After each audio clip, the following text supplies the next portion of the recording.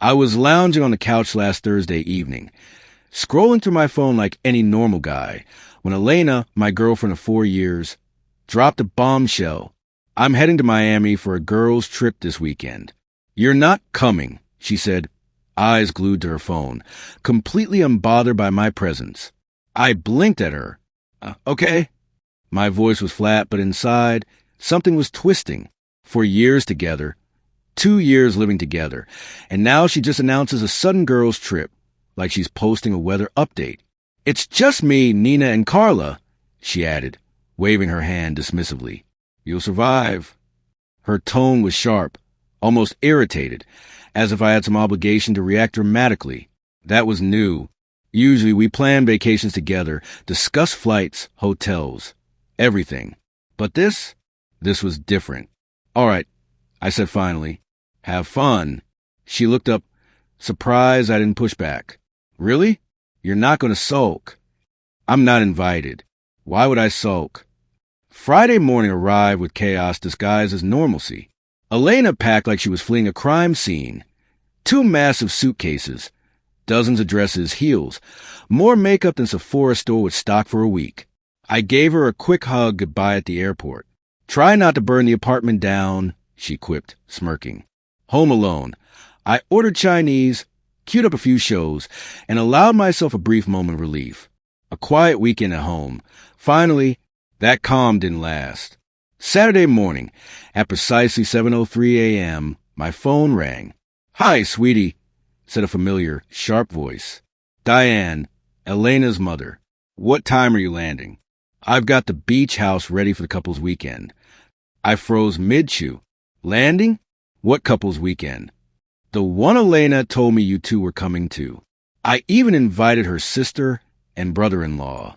Cost me a fortune. Diane continued. My stomach sank. No, she's on a girls' trip. I said carefully, trying to keep calm. There was a pause. Girls' trip? Diane echoed, disbelief thick in her voice. Elena told me you two were celebrating your anniversary early with us. I even invited everyone. You're not with her? No. I admitted, mind racing. She left yesterday. Diane sighed. I'll call you back after I figure this out. I hung up and opened Instagram, just to distract myself. That's when I saw it. Stories from last night.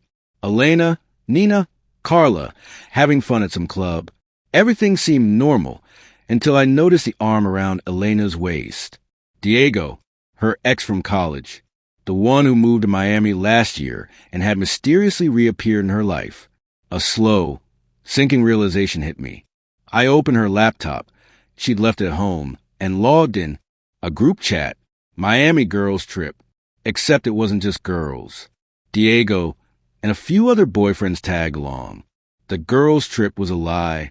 Messages scrolled endlessly. Planning for 3 weeks, rooftop dinners, beach parties, private cars, a secret romantic getaway disguised as a casual weekend. And the kicker? Elena had been laughing about keeping it from me. I screenshot everything, every message, every photo, every bit of evidence. Then I called Diane back. She didn't need explanations for long. So, let me get this straight.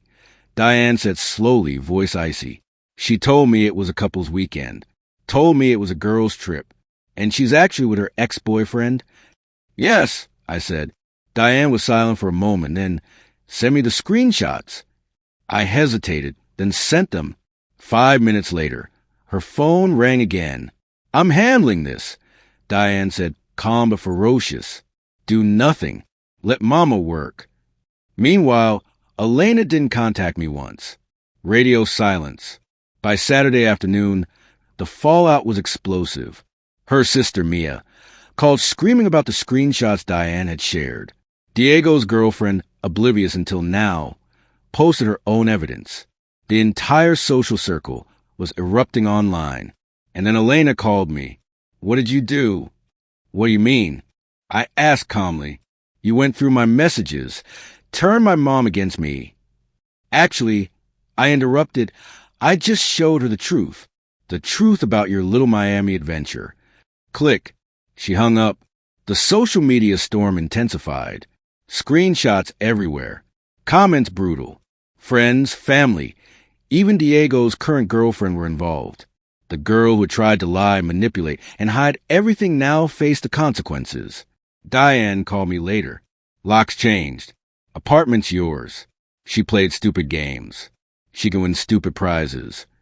And just like that, Elena was out. Sunday morning brought an uneasy calm to the apartment. For me, it was quiet.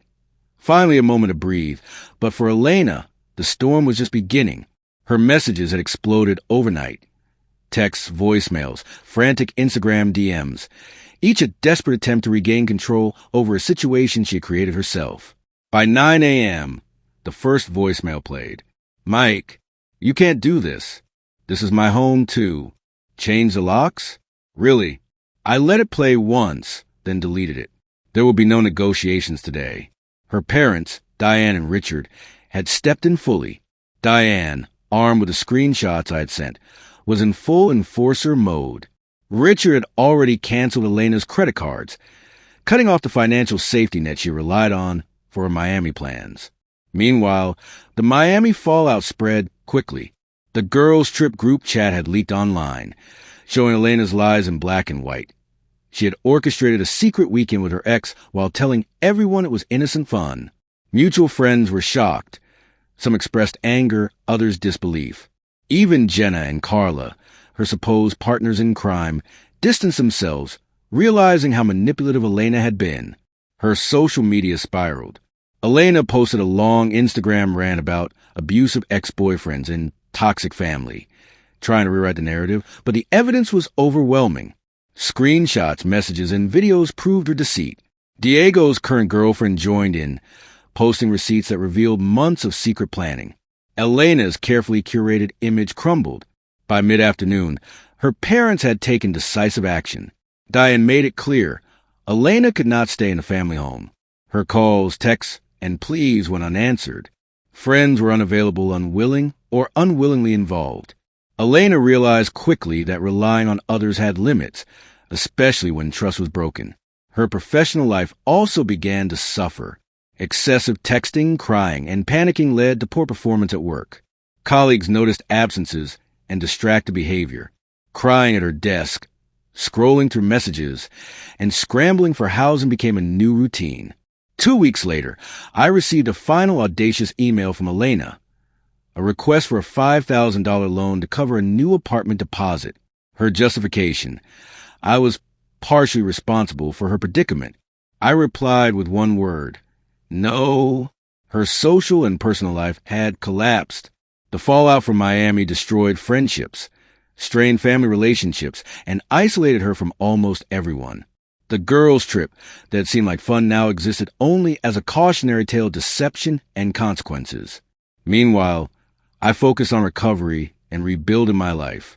The apartment, now fully mine, became a sanctuary. Therapy helped me process the betrayal. Slowly, I began meeting new people, forming genuine connections, and reclaiming stability and peace. By the time Elena returned to her hometown, the reality of her choices had fully set in. Gone were the illusions of glamorous trips and secret rendezvous with Diego. She had nothing left, her social circle fractured, her reputation tarnished, and the apartment she once shared with me was firmly mine. Elena spent her first night at her grandmother's small apartment, 3 states away. The room smelled faintly of lavender and old books. Her Instagram bio, once filled with marketing slogans and city life glamour, now read simply a plan emoji, sparse posts, motivational quotes, and occasional apologies to a void that didn't respond. Diego, for his part, had completely ghosted her, blocked on everything. Within days, his social media reflected a new life, new girlfriend, new stories, and no mention of the chaos he had helped orchestrate. Elena's attempts to reach out were ignored. She had lost the romantic fantasy that had seemed so alluring in Miami. Back in the city, I settled into a life of order and recovery. The apartment, now fully mine, felt peaceful again. I redecorated, removed all traces of Elena, and started therapy to process the trust issues that had lingered after 4 years of deception. Each session reminded me that even when betrayal cuts deep, life moves forward if you let it. New people enter my life slowly, but meaningfully. Valerie, whom I met at a local bookstore, brought a quiet sincerity that felt refreshing. She laughed at the Miami story on our second date, incredulous at Elena's audacity. Together, we built a space of trust and honesty, learning from the chaos that had come before. Meanwhile, Elena continued to flounder. She tried briefly to move in with Nina and Carla, expecting the same financial and emotional support she once took for granted. But the girls were firm. No more lies, no more enabling. The girls' trip had destroyed their friendships too, leaving a trail of resentment and blame. Brad, Nina's boyfriend, broke off his engagement, citing dishonesty and manipulation within the group. Tom and Carla went on a hiatus, their once solid relationship now brittle.